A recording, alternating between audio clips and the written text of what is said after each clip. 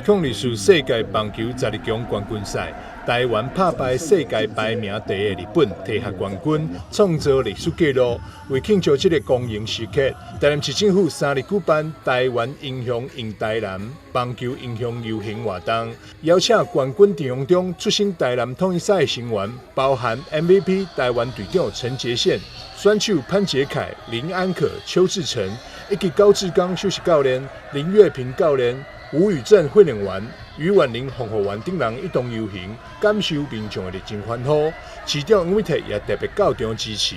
很谢谢各位今天来参加我们展现台南人的热情，来欢迎我们的台湾英雄今天的车队游行。那希望大家把今天的热情更加持续，能够转为对于我们台南市以及台湾的棒球的关心跟支持。游行队伍为市府头前的南岛路出发，沿途经过永华路、夏陵路、健康路，每一个路口拢客满热情民众大力欢迎。南英香港棒球队啦啦队也特别来为球星学长加油，成为活动中的一大焦点。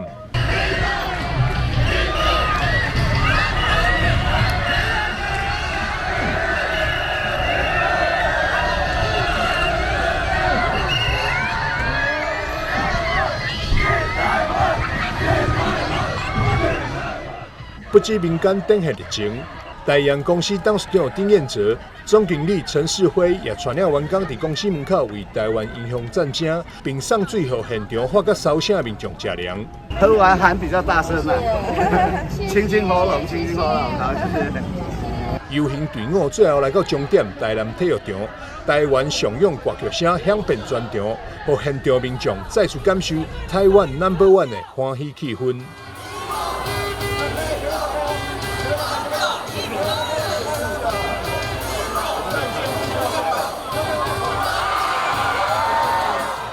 上一次我在台北错过了游行，但是今天回到台南市，感受到台南市民的热情，这次比我们上次冠军的热情还更踊跃。希望这个热情带来明年我们的赛季，多多进场为我们统一加油，为台湾棒球加油。冠军完之后，然后那股热潮，所以很多人都会来参与。那今天回到台南自己的家，我感觉更温暖。对，不只是支持统一狮啊，就是我们6队的球队都是希望大家球迷更踊跃进场，为我们台湾棒球加油。我相信台湾的棒球一直都在进步，所以我觉得每一位球员都在为自己的职业去做努力。对。游行后，真侪球迷也进入棒球场，甲球员面对面，圆满心中甲台湾棒球英雄接触心愿。记者张世维、杨顺怀采访报道。